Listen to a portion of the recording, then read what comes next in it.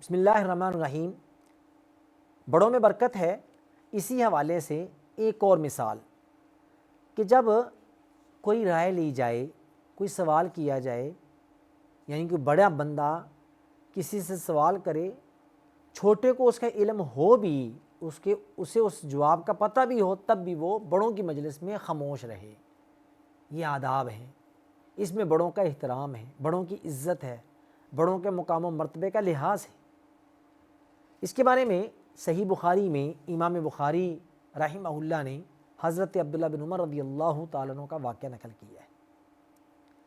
حضرت عبداللہ بن عمر رضی اللہ تعالیٰ عنہ عظیم صحابہ میں شمار ہوتی ہیں اور کثرت سے روایات بیان کرنے والے صحابہ میں ان کا شمار ہوتا ہے، اور متدین تھے، یعنی بہت زیادہ احادیث پر عمل پیرا ہونے والا صحابی، نبی صلی اللہ علیہ وسلم کی اداؤں پر عمل کرنے والے صحابی گنے جاتے ہیں، بہت زیادہ باعمل آدمی تھے۔ تو عبداللہ بن عمر رضی اللہ تعالیٰ عنہ کے بارے میں آتا ہے، وہ کہتے ہیں کہ رسول اللہ صلی اللہ علیہ وسلم نے فرمایا، ان من الشجر شجرہ لا یسقط ورقها، درختوں میں سے ایک درخت ایسا ہے جس کے پتے نہیں جھڑتے۔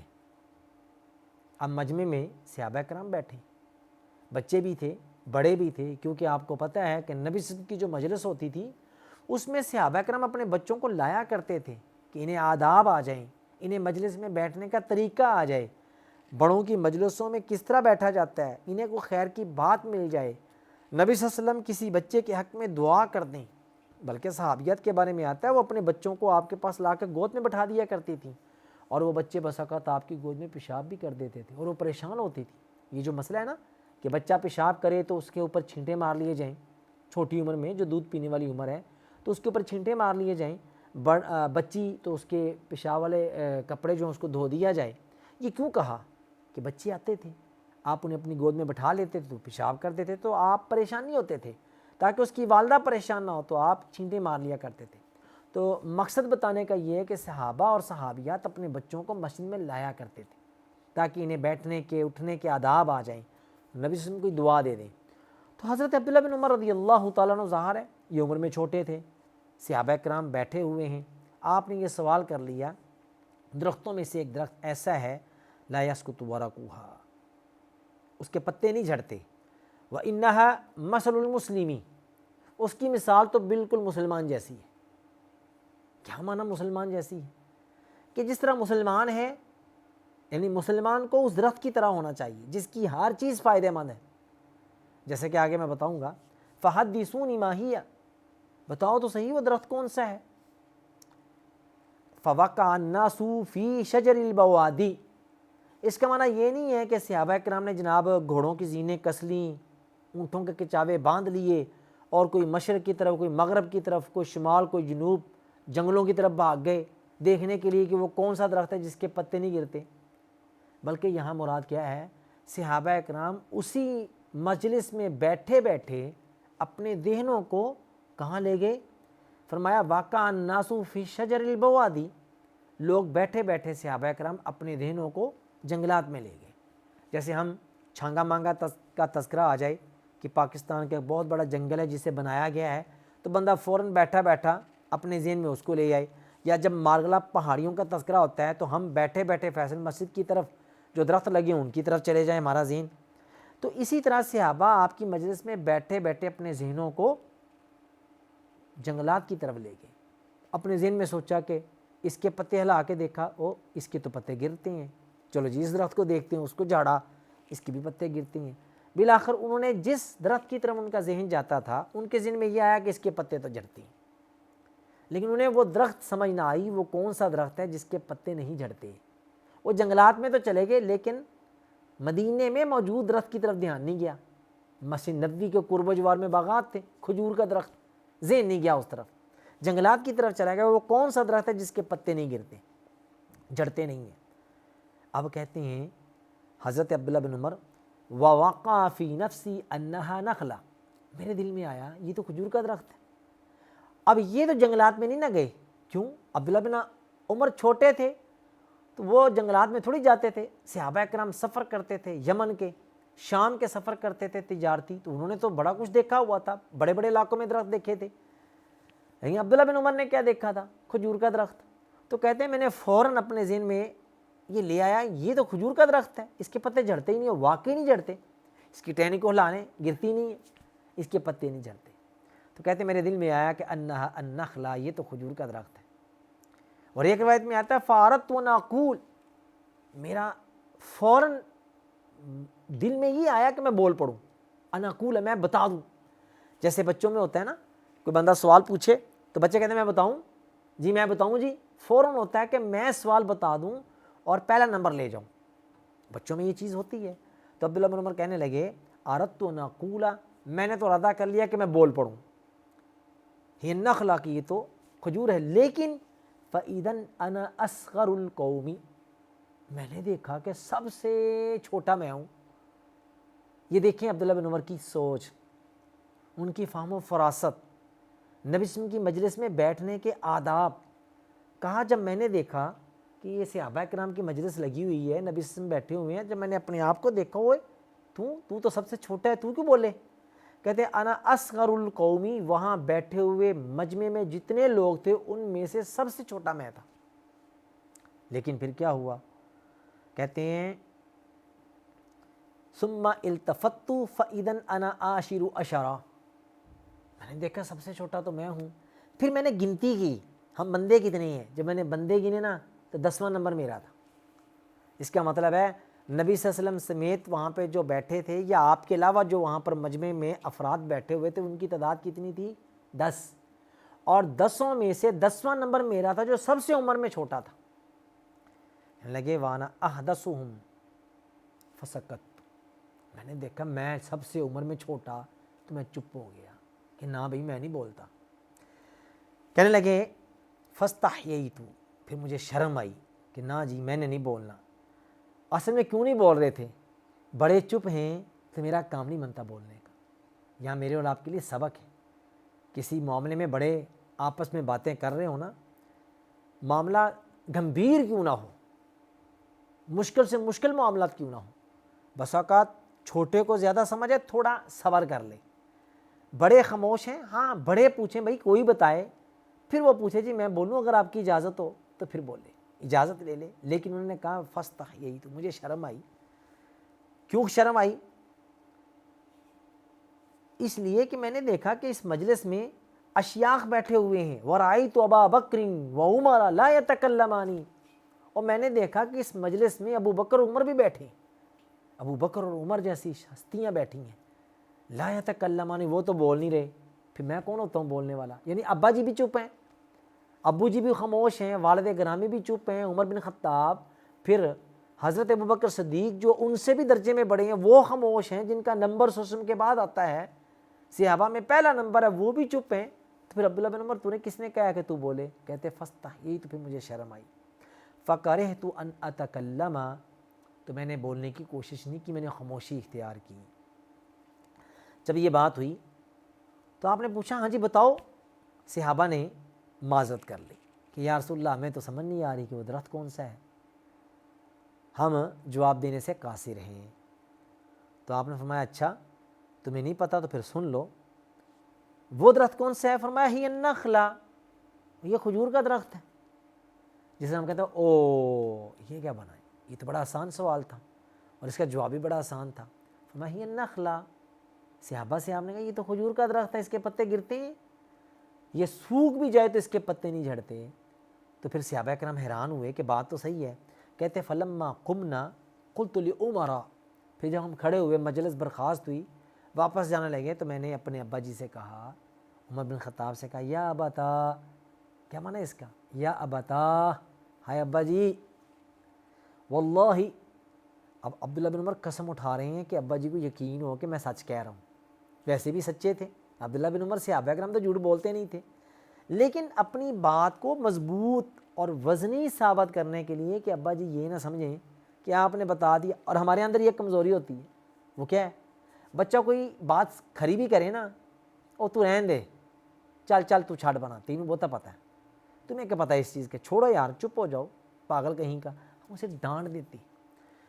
انہوں نے کہا واللہ یا اباتا, پہلے تو محبت کے ساتھ یا اباتا, یہ یا اباتا کا لفظ پتہ ہے یہ خاص موقع پہ بولا جاتا تھا. ایک ہوتا ہے یا ابھی ہے, یا ابھی, ابا جی، ایک ہے یا اباتا، یہ حضرت فاطمہ رضی اللہ تعالیٰ نے بھی یہ لفظ بولا تھا۔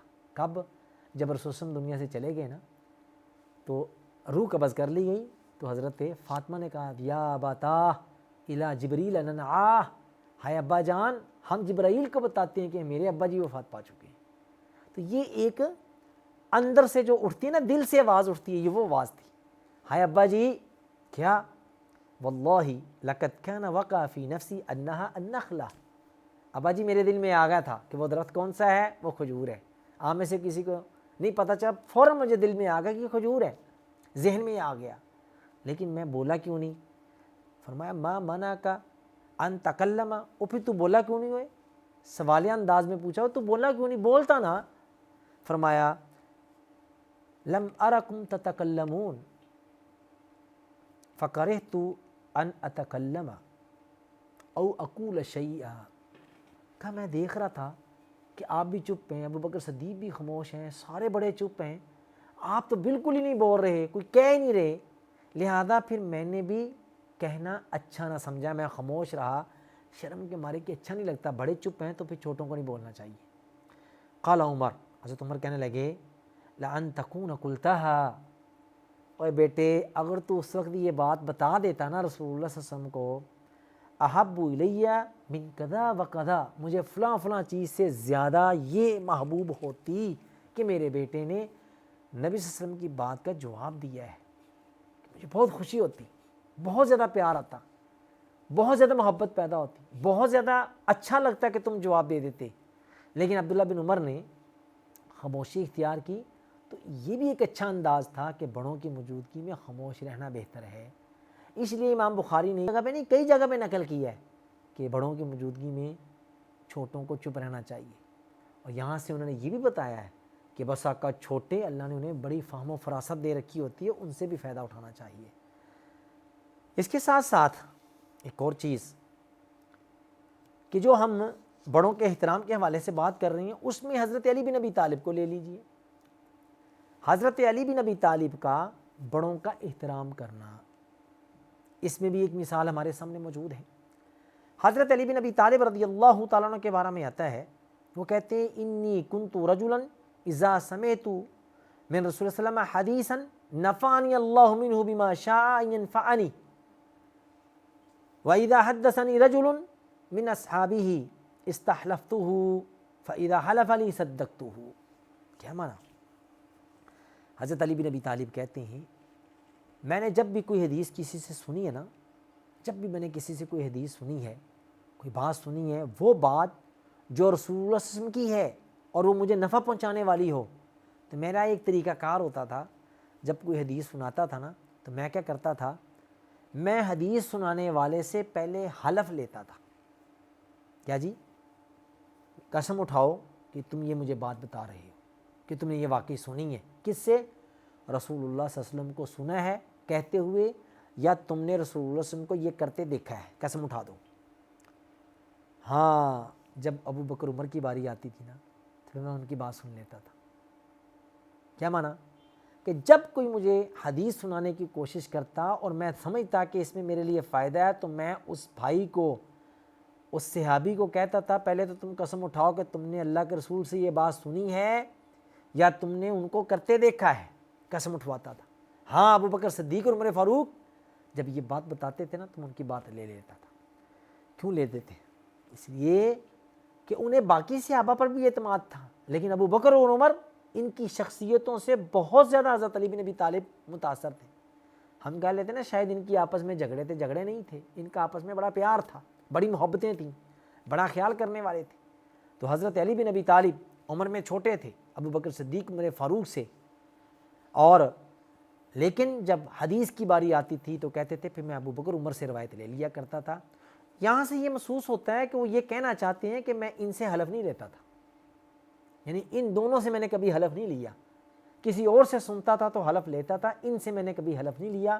یہاں سے یہ محسوس ہوتا ہے کہ وہ ان سے قسم نہیں اٹھواتے تھے بلکہ ان پر اعتماد کرتے تھے کہ یہ بڑی شخصیتیں ہیں، ان کے درجے بہت زیادہ ہیں، یہ بڑے مقام و مرتبے والے ہیں، اس لیے وہ ان کی بات کو فوراً قبول کر لیتے تھے۔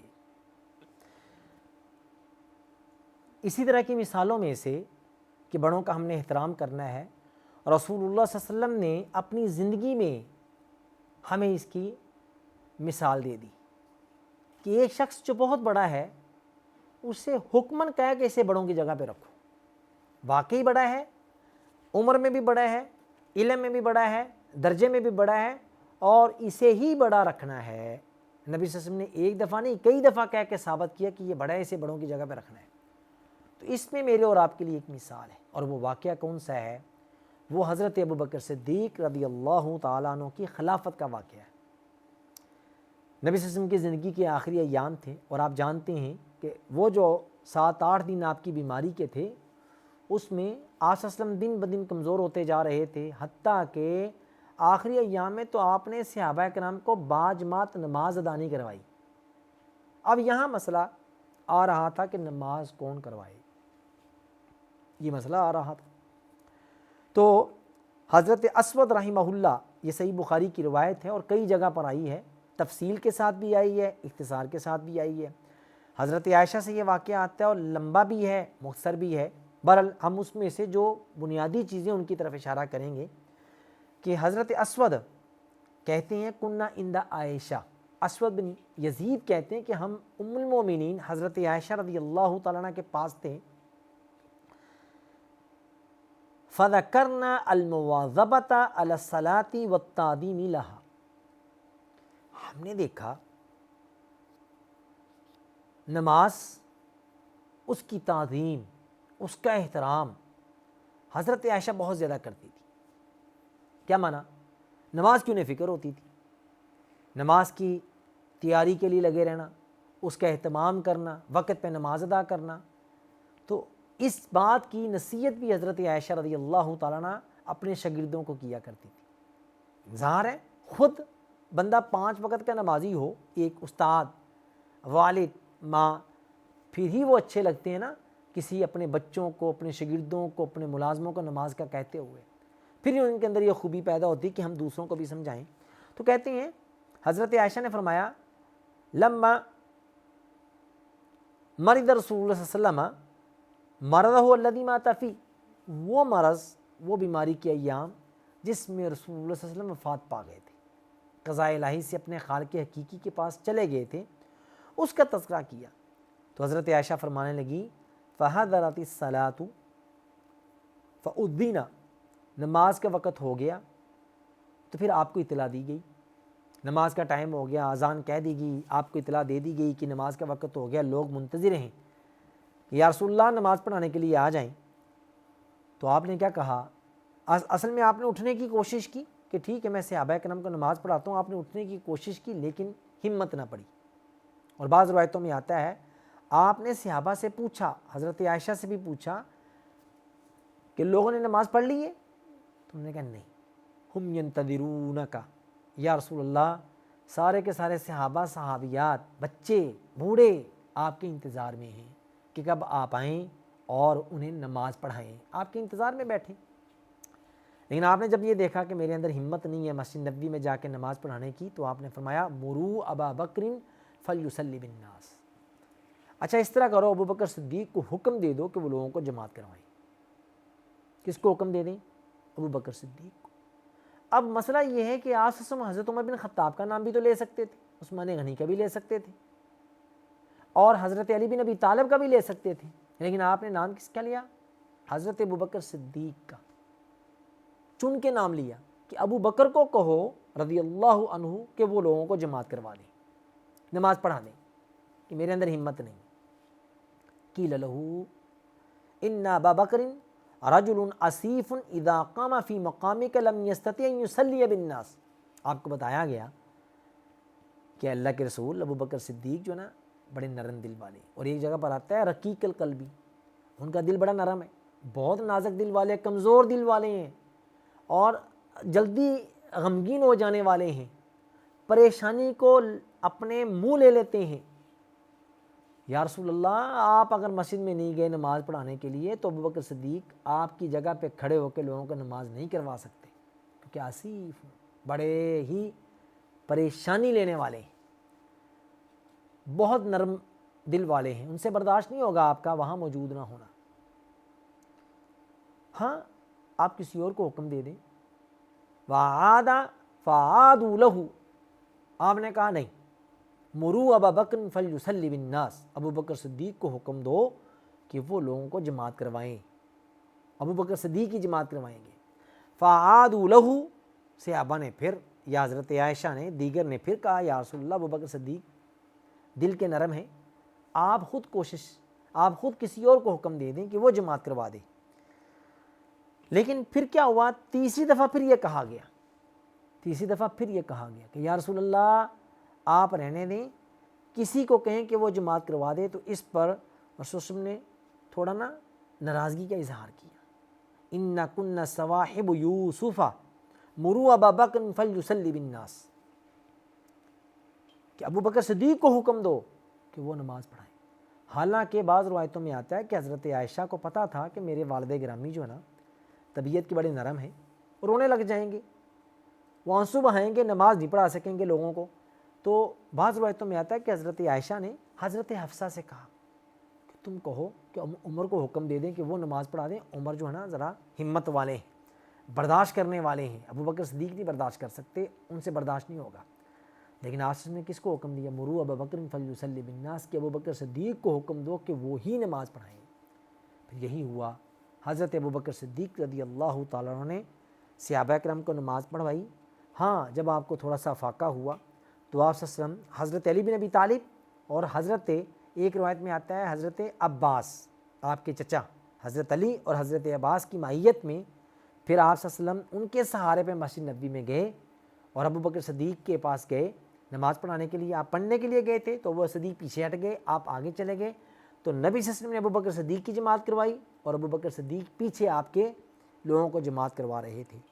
تو یہاں مقصود کیا ہے کہ بس اوقات امامت کبریٰ کا مسئلہ آتا ہے، جسے آپ کہتے ہیں نا امیر بنانا، کسی کو ذمہ داری سونپنا، اس معاملے میں بھی بڑوں کو ترجیح دینی ہے۔ جس طرح ہم نے پیچھے پڑھا تھا نا کہ صحابی نے، قیس نے کیا کہا تھا، بڑوں کو سردار بنانا، اگر تم بڑوں کو سردار نہیں بناؤ گے نا تو لوگ تمہارے چھوٹوں کا بڑوں کا احترام نہیں کریں گے۔ کیوں؟ وہ کہیں گے جب انہوں نے بڑوں کو خود نہیں عزت دی تو ہمیں کیا ضرورت پڑی ہے بڑوں کو زیادہ عزت دینے کی۔ تو انہوں نے بھی یہ کہا تھا بڑوں کو سردار بنانا۔ تو نبی صلی اللہ علیہ وسلم نے دیکھا کہ میں تو اپنے خالق حقیقی کے پاس جانے والا ہوں، اب امامت کبریٰ کا مسئلہ آئے گا، مسلمانوں کا سربراہ کون ہوگا، خلیفہ کون ہوگا، میرا جانشین کون ہوگا۔ تو آپ صلی اللہ علیہ وسلم نے حضرت ابو بکر صدیق کو اشارے کنایت سے یہ اظہار کر دیا کہ لوگوں میرے بعد اس مسلح کا جو امام ہے نا وہ کون ہے، وہ ابو بکر صدیق ہے، اسی کو بڑا بنانا۔ اور واقعہ میں یہی ہوا، جب خلافت کا مسئلہ آیا تو حضرت ابو بکر صدیق رضی اللہ تعالیٰ عنہ نے ثقیفہ بنی سعدہ میں کس کا ہاتھ تھاما تھا؟ حضرت عمر بن خطاب کا۔ انہوں نے کہا یہ عمر بن خطاب ہے، میں اس کے ہاتھ کے اوپر خلافت کی بیعت کرنے لگا ہوں، آپ سارے کے سارے اسے خلیفہ چن لیں۔ لیکن حضرت ابو بکر صدیق نے جب یہ بات کی تو عمر بن خطاب نے کیا کیا؟ حضرت عمر بن خطاب نے حضرت ابو بکر صدیق کا ہاتھ پکڑ کے کہا کہ نہیں، نبی صلی اللہ علیہ وسلم کی زندگی میں جو مصلی رسول پہ کھڑے ہو کے امامت کرواتا رہا ہے آخری ایام میں، تو اس خلافت کا حقدار وہی ہے کہ وہی مصلی رسول کا امام ہے، وہی رسول اللہ صلی اللہ علیہ وسلم کا جانشین بنے، وہی خلیفہ بنے۔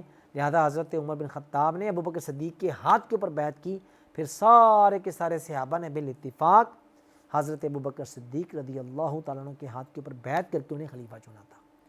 تو بہرحال اس واقعے سے بھی میرے اور آپ کے لیے سبق یہ ہے کہ جو عہدے ہوتے ہیں، جو ذمہ داریاں ہوتی ہیں، سربراہ جو ذمہ دار بنایا جاتا ہے، اسے بھی جب چنا جائے تو ایسے شخص کا انتخاب کیا جائے جو واقعتاً اس عہدے کا حقدار ہے۔ آسم کے اس رویے سے، اس طریقے سے، آپ کے اس انتخاب سے ہمیں یہ پتہ چلتا ہے۔ اللہ مجھے اور آپ کو عمل کی توفیق عطا فرمائے۔